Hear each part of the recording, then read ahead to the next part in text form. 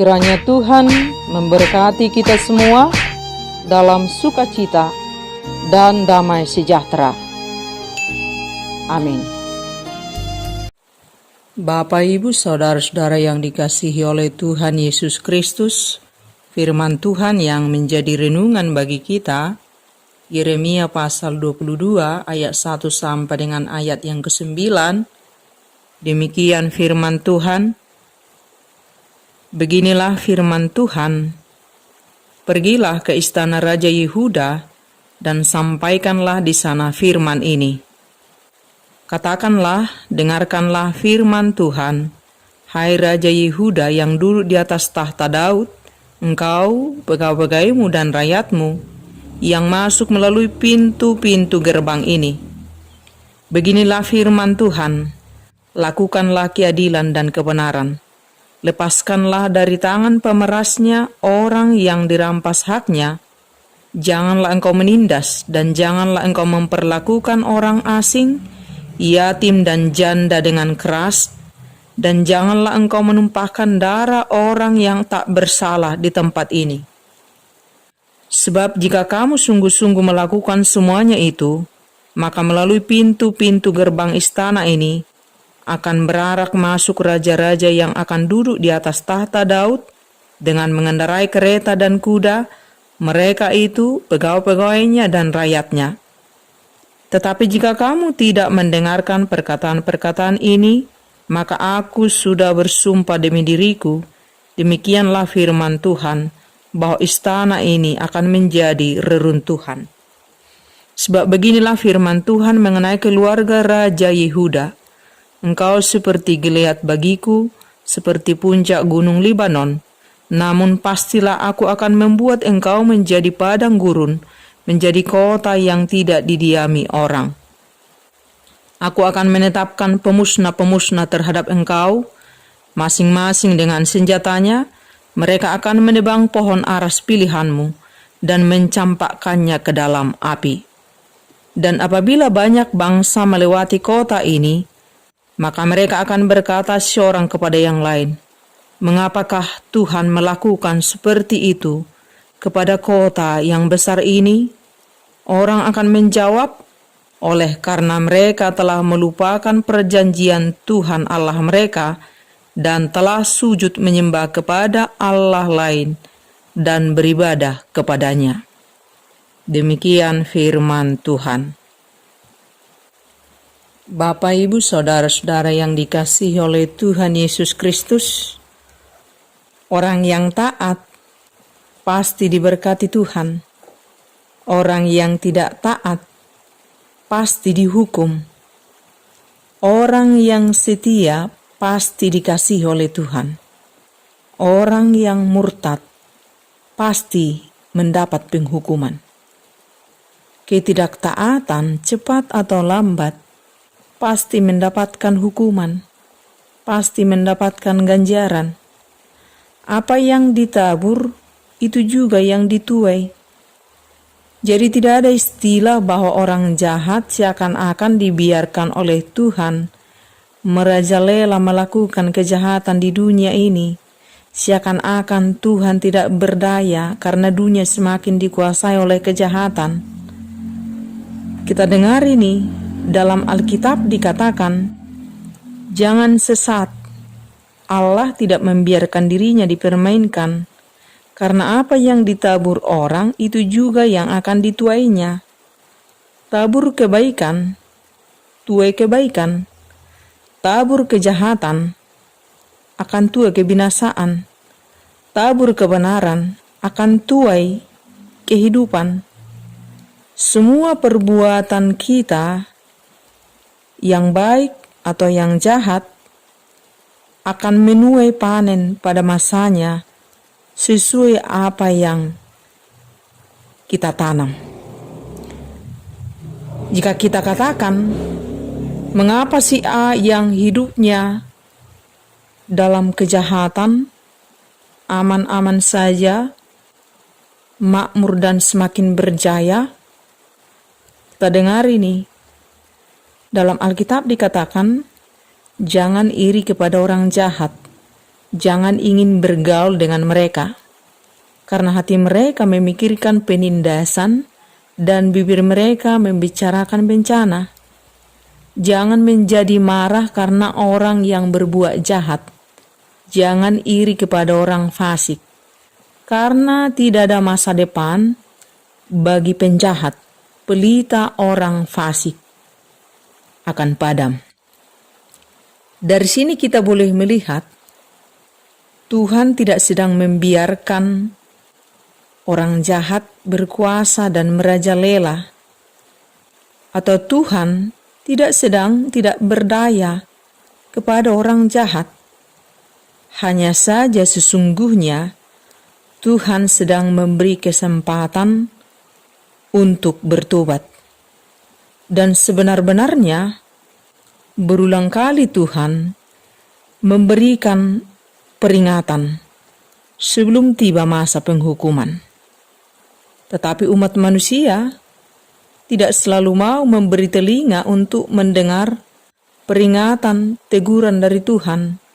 Sebelum akhirnya pada waktunya Tuhan bertindak melakukan penghukuman. Tujuannya sesungguhnya bukan untuk menghancurkan, tetapi untuk membawa pulang umatnya kembali pada jalan kebenaran. Dalam nas khotbah ini, Tuhan memberi perintah kepada Yeremia untuk menyampaikan peringatan kepada bangsa Yehuda, khususnya rajanya, di mana raja, pegawai, dan rakyatnya hidup dalam ketidakadilan dan ketidakbenaran di mata Tuhan. Raja Yehuda memerintah dengan menindas dan memperlakukan orang lain dengan tidak adil, memperlakukan janda, yatim dengan kekerasan, menumpahkan darah orang yang tidak bersalah. Dan Yeremia menegaskan, jika Raja Yehuda, pegawai-pegawai dan rakyatnya bertobat, maka berkat Tuhan tetap menetap pada bangsa itu. Tetapi saat raja, pegawai, rakyat bangsa Yehuda tidak mendengar peringatan dari Tuhan, tidak taat kepada Tuhan, maka bangsa itu akan mengalami hukuman dari Tuhan, mengalami keruntuhan. Kemakmuran diubah Tuhan menjadi gurun pasir. Kejayaan diubah Tuhan menjadi kehancuran. Ini akibat ketidaktaatan bangsa itu. Mereka murtad dari Tuhan. Mereka melupakan janji mereka kepada Tuhan, Allah mereka. Dan mereka menyembah kepada Allah-Allah lain dan beribadah kepadanya. Ketika bangsa itu ditegur, bukannya bertobat, malah memberontak kepada Tuhan. Mereka lebih memilih untuk murtad terhadap Tuhan. Ini ditunjukkan melalui sikap mereka yang lebih memilih hidup untuk tidak setia kepada Tuhan. Mereka memberontak terhadap teguran Tuhan. Dengan demikian, hukuman Allah tidak terelakkan atas umat yang tidak mau bertobat, atas umat yang murtad dari hadapan Tuhan. Belajar dari sejarah raja-raja Israel, secara khusus yang dialami oleh Raja Yehuda, yang mengalami keruntuhan karena bangsa itu hidup dalam dosa, hidup dalam ketidakadilan, hidup dalam ketidakbenaran, tidak taat kepada Tuhan, dan murtad dari hadapan Tuhan. Akibatnya, bangsa itu menerima penghukuman daripada Tuhan. Dari sini kita boleh belajar bahwa setiap dosa, bahwa setiap ketidaktaatan yang dilakukan umat manusia, baik pemimpin, raja, pembesar, rakyat, siapapun tanpa terkecuali, pasti akan menerima penghukuman ganjaran dari Tuhan sesuai dengan perbuatan masing-masing umat manusia itu.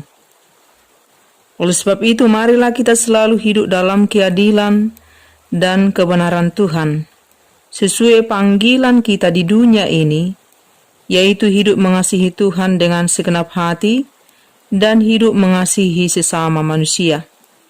Saat kita setia, saat kita taat kepada Tuhan, maka otomatis kita akan hidup memperlakukan orang lain dengan adil dan benar. Dan berkat Tuhan menetap dalam kehidupan kita.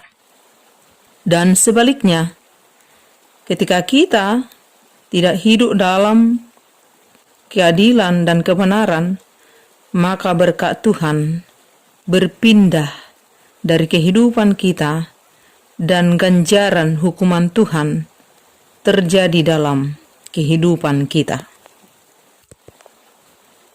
Dan jika saat ini kita sedang menjabat suatu pekerjaan sebagai seorang pejabat, pemimpin dalam pemerintahan, sebagai aparatur negara, tenaga medis, pengusaha, apapun profesi kita, lakukanlah itu semua dalam rangka tunduk taat kita kepada Tuhan.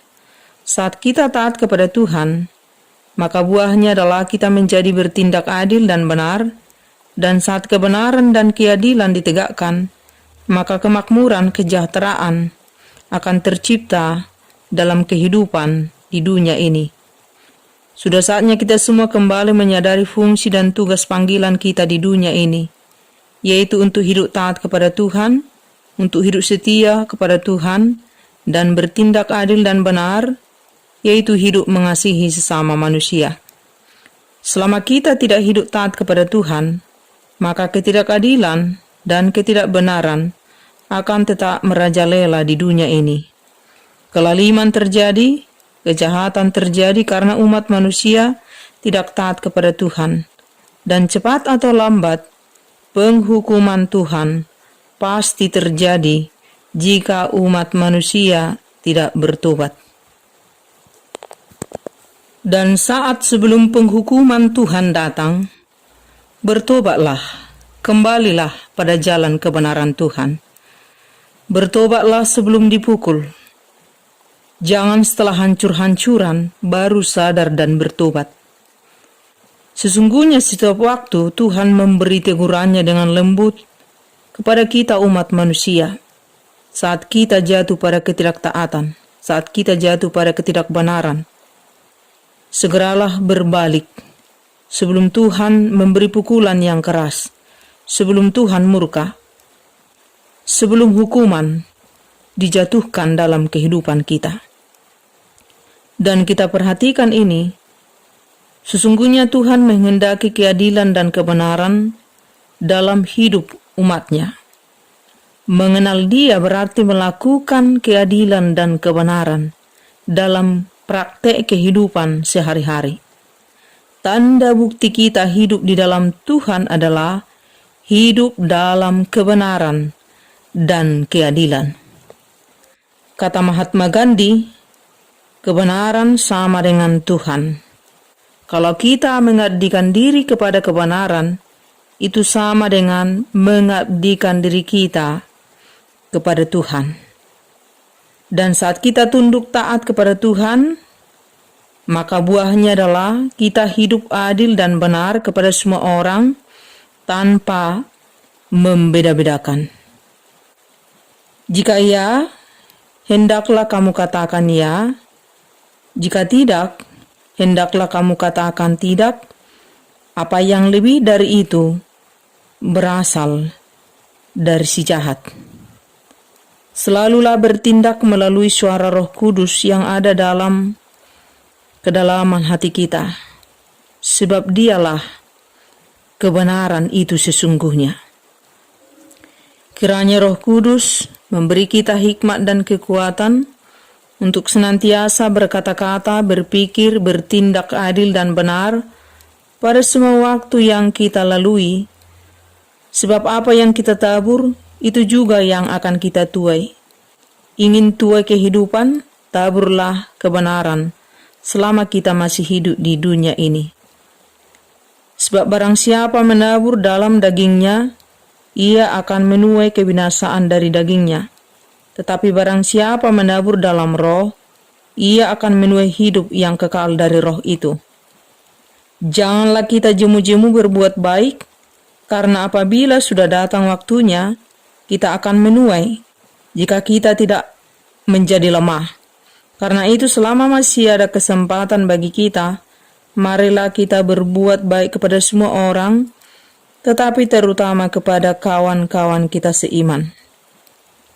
Apapun profesi kita, tinggi atau rendah, pejabat atau kuli, jadilah kita menjadi hamba-hamba kebenaran. Lakukanlah semuanya, apapun pekerjaan kita, apapun profesi kita, sebagai tunduk taat kita kepada Tuhan.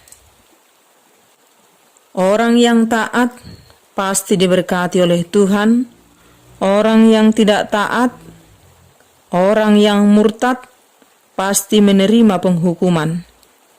Berhikmatlah senantiasa di dalam Tuhan, maka kebenaranmu akan semakin terang seperti rembang di tengah hari. Kiranya Tuhan memberkati kita semua.